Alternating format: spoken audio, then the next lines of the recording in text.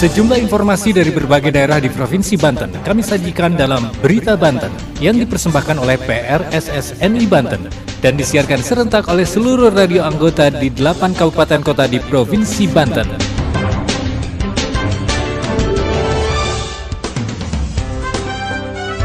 Apa kabar pendengar? Anda kembali bersama kami di Berita Banten PRSSNI Banten edisi Selasa 31 Oktober 2023. Sejumlah informasi dari berbagai wilayah di Provinsi Banten kami hadirkan kembali untuk Anda yang disiarkan serentak oleh seluruh radio anggota di 8 kabupaten kota di Provinsi Banten. Dan inilah informasi utamanya. Di tengah bonus demografi, pemuda diharapkan tampil di depan dengan segala kemampuan dan kreativitasnya. Gempa dengan magnitudo 4 skala Richter mengguncang wilayah Sumur pada Minggu malam. Wakil Wali Kota Cilegon resmikan Taman Bacaan Masyarakat Bening Tiara Al-Asdiqoh di Kelurahan Randa Kari. Bersama saya, Saif Anwar, inilah Berita Banten selengkapnya. Pendengar, gempa berkekuatan 4 magnitudo mengguncang wilayah Sumur, Pandeglang pada hari Minggu malam 29 Oktober 2023. BMKG menyatakan gempa tersebut tidak berpotensi tsunami dan tidak ada laporan kerusakan. Berikut laporan Boim Setiawan dari Radio Angkasa Pandeglang. Gempa bumi dengan kekuatan magnitudo 4,0 menggetarkan Sumur Pandeglang. Informasi ini disampaikan oleh Badan Meteorologi, Klimatologi, dan Geofisika atau BMKG sekira pukul 21 waktu Indonesia bagian Barat pada hari Minggu 29 Oktober 2023. Menurut laporan BMKG, epicenter gempa berada di titik 6,50 lintang selatan, 104,84 bujur timur, sekitar 83 km barat laut Sumur, Banten, dengan kedalaman mencapai 19 km.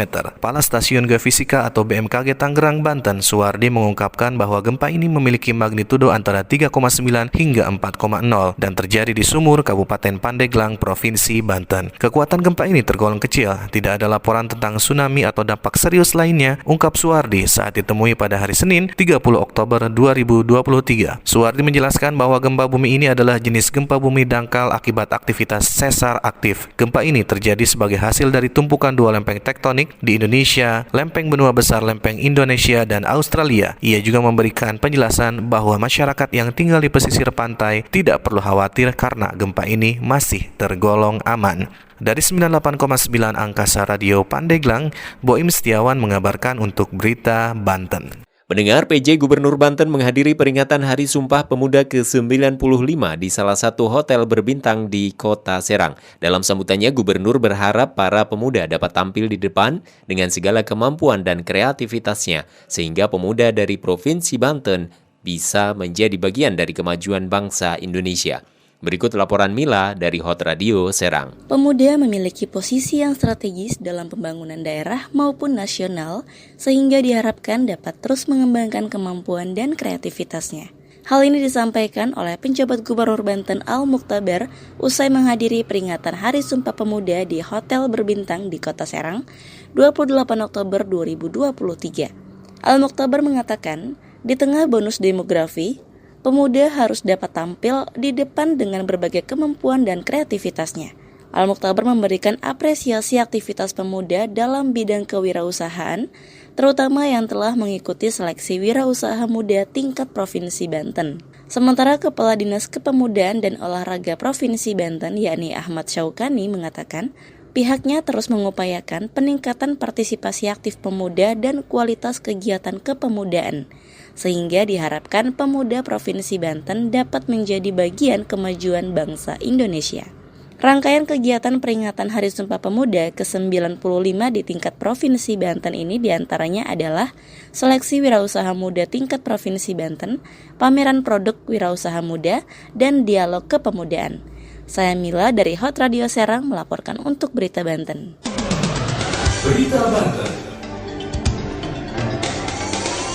Anda masih bersama kami di Berita Banten PRSSNI Banten. Pendengar, Wakil Wali Kota Cilegon Sanuji Pentamarta meresmikan Taman Bacaan Masyarakat Bening Tiara yang dibangun di halaman Masjid Al-Asdiqoh di Kelurahan Randakari, Kecamatan Ciwandan, Kota Cilegon. Sanuji berharap dengan adanya taman bacaan di halaman masjid semakin menarik minat masyarakat untuk datang ke masjid. Berikut laporan Risa Anissa dari Radio Kiss FM Cilegon. Wakil Wali Kota Cilegon Sanuji Pentamarta meresmikan Taman Bacaan Masyarakat atau TBM Bening Tiara Al-Asdiko di Masjid Al-Asdiko, Kelurahan Randakari, Kecamatan Ciwandan pada Minggu 29 Oktober 2023. Dalam kesempatan itu, Sanuji memberikan apresiasi kepada Yayasan Bening Tiara yang telah memfasilitasi taman baca di masjid tersebut.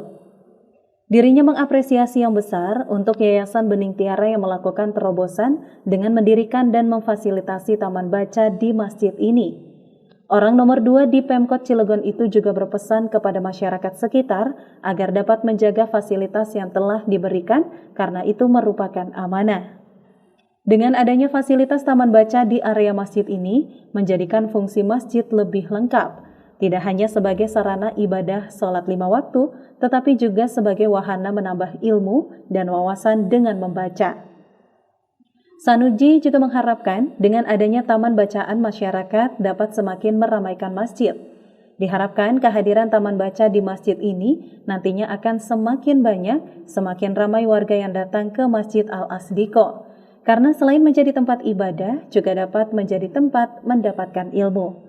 Sementara itu, Ketua Yayasan Bening Wahyu Mulyani menyampaikan tujuan dibentuknya Taman Baca Masyarakat di Randakari ini untuk menarik minat anak untuk datang ke masjid. Saya Riza Aniza dari Kiss FM Cilegon mengabarkan untuk Berita Banten. Demikian sejumlah informasi yang telah kami sajikan di Berita Banten kali ini. Saya Saif Anwar, sampai jumpa. Terima kasih Anda telah mendengarkan Berita Banten yang dipersembahkan oleh PRSSNI Banten.